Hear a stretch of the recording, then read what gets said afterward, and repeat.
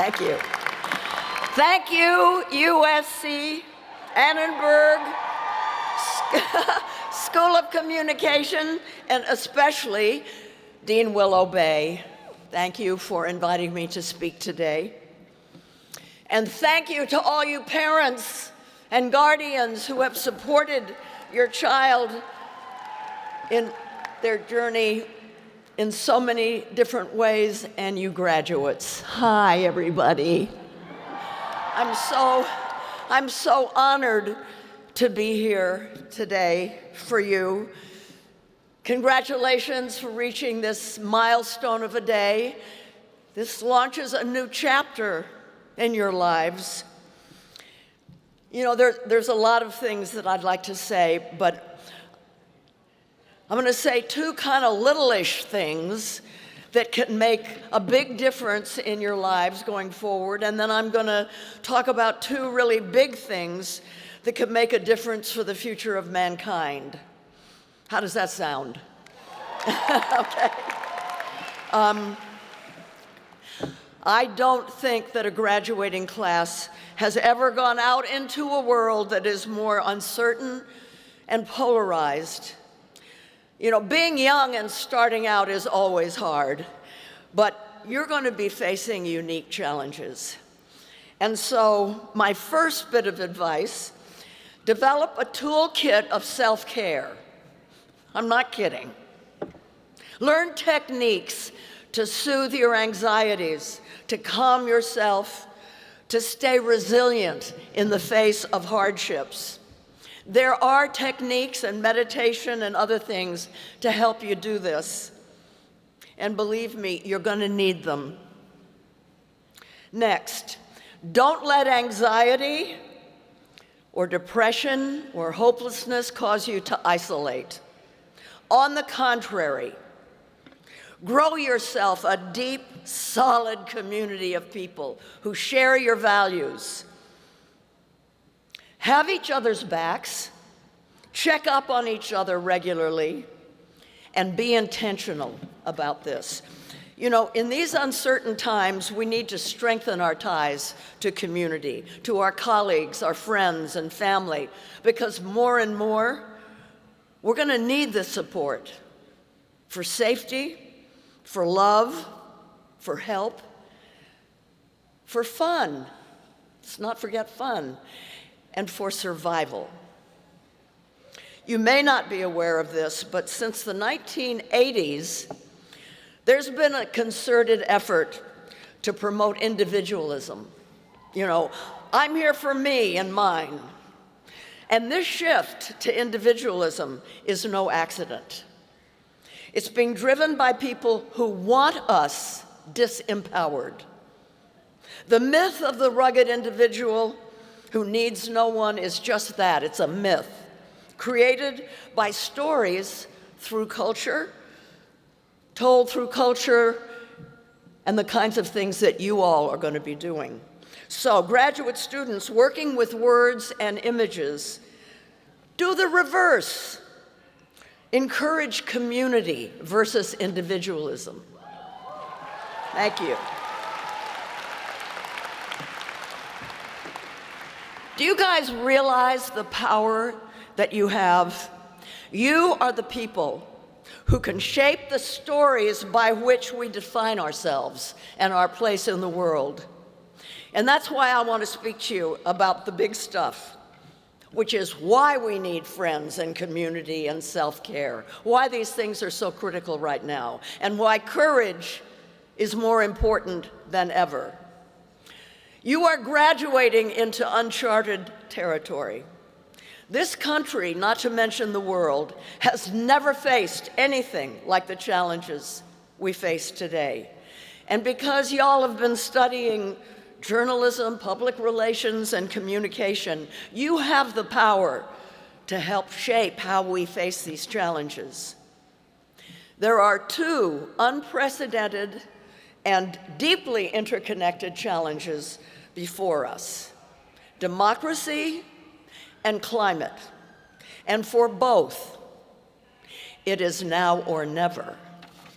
Right now, we are losing the democratic norms capacity, and infrastructure that we need to solve climate and everything else.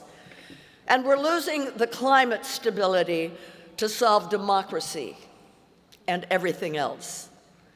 We will win. Thank you.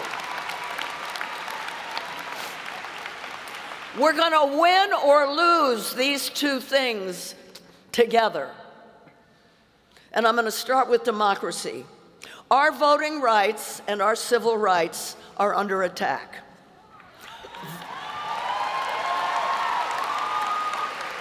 Voting really matters. That's why it's under attack.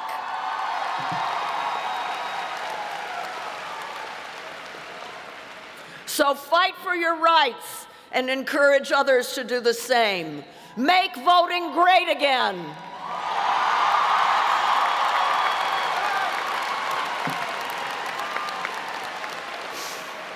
And encourage people who vote to vote with knowledge. Study up on who you're thinking about voting for. Does the candidate take money from oil, gas, and coal, or from big pharma?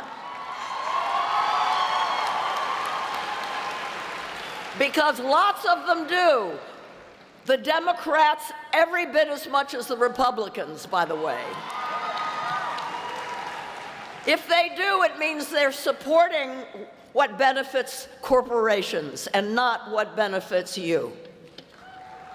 And vote all the way down the ballot. That means don't forget the sheriff, the school board, public utilities, the city council. You would be amazed at how much power these down-ballot offices can wield when it comes to democracy and climate. Another constitutional right that's being criminalized today is legal protest.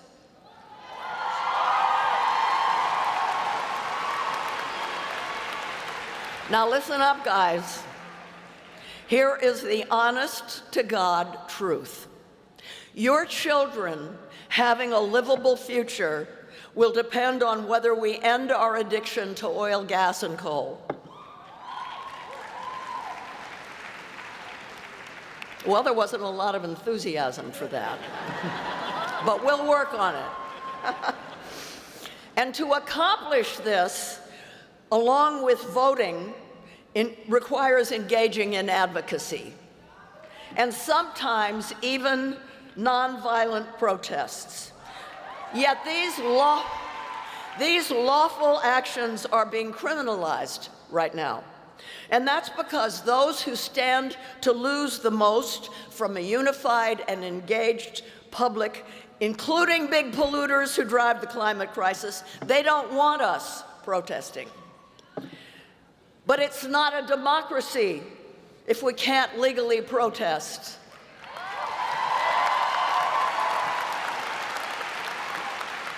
Let's all remember that throughout history, the history of this country, starting with the Boston Tea Party, all of the rights that we enjoy today were fought for with protests. The 8-hour workday, child labor laws, women's right to vote, clean air and clean water, all of this. This was all fought for by people in the streets forcing officials to give them what they desperately needed. And those people in the streets were demonized, they were beaten, they were imprisoned, and even murdered. And today we honor those historical heroes. For example, back in the 50s, Rosa Parks and her husband were fired from their jobs and driven out of Montgomery with death threats because she dared to sit on a bus where white people only were supposed to sit. And today, schools are named after Rosa Parks, statues erected in her honor. When she died, her casket was placed in honor in the nation's capital. See, time and information change things, and you all are the deliverers of information. You all probably don't know this, but the last time I spoke to a large group of students on campus at USC, I was hung in effigy. from the branch of a nearby tree, I think it was. And yet here I am today delivering your commencement speech.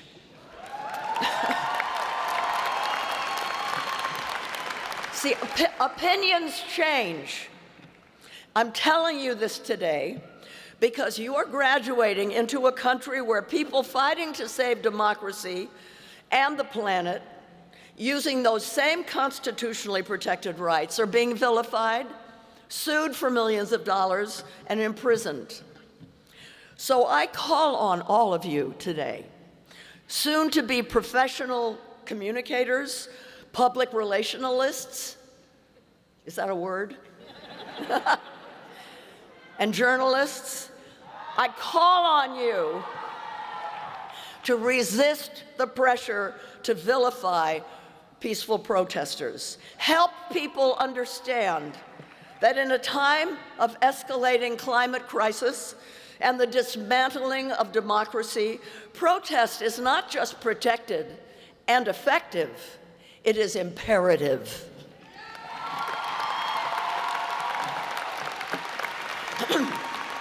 As I said earlier, we face two unprecedented and interconnected challenges. Climate is the other one, and climate is the existential problem. And it's not being talked about in those terms. The climate clock is ticking. At a certain point, the heat that's being trapped within the atmosphere by the blanket of pollution that we are wrapping around the globe because of burning oil, gas, and coal, the heat will get so severe that crucial ecosystems that we depend on for our survival are going to collapse, like the ocean and the forests, which provide our oxygen. Like insects, bats, bees, birds, butterflies that provide a third or more of our food through pollination.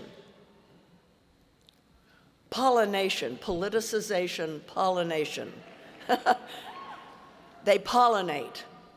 You know, back in the 50s when I drove home from college, my windshield would be covered with squashed insects that would have been splattered during the drive. This is probably not going to happen to you when you drive home, if you drive home.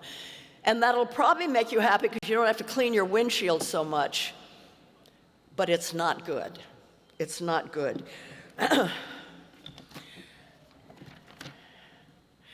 Those insects, like the ocean and the forests, those are our allies in the fight for survival.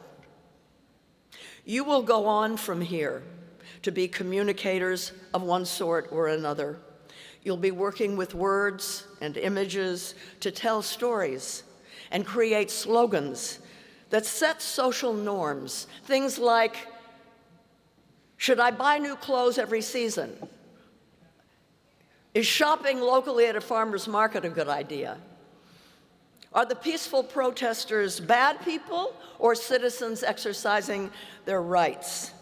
You are the ones who will help establish the norms. So try to use your voices, your words and stories to motivate people, to reduce the pollution that's killing us, to reduce the overconsumption that's destroying our landscapes and ocean with waste and the burning of oil, gas, and coal. Use your skills to show people what it looks like to live in harmony with nature. Do they really need all those toys to prove their worth? Shouldn't our worth come through our deeds and not our stuff?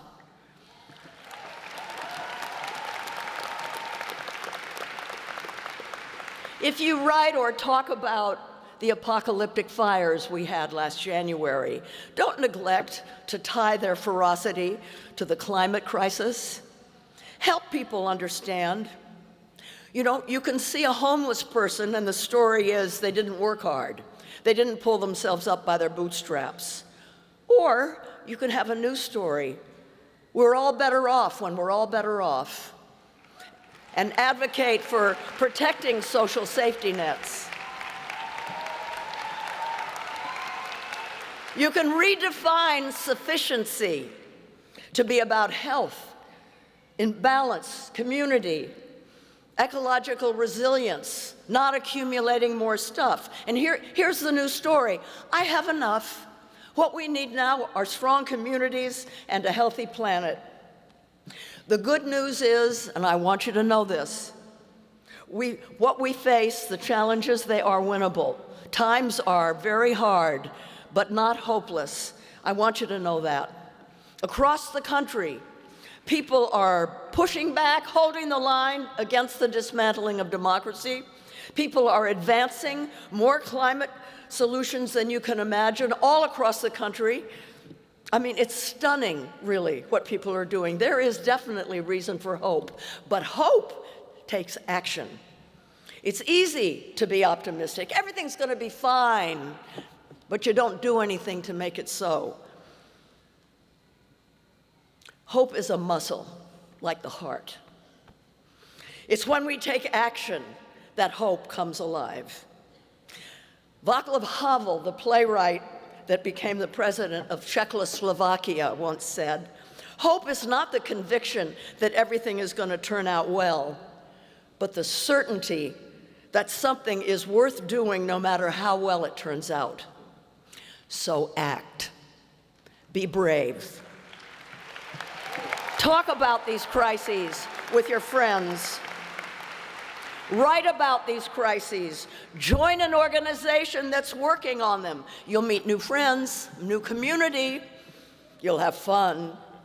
And life will become more meaningful because you'll be living for things bigger than yourself. You know, I've tried it both ways. This is better, trust me. If you only knew what I meant.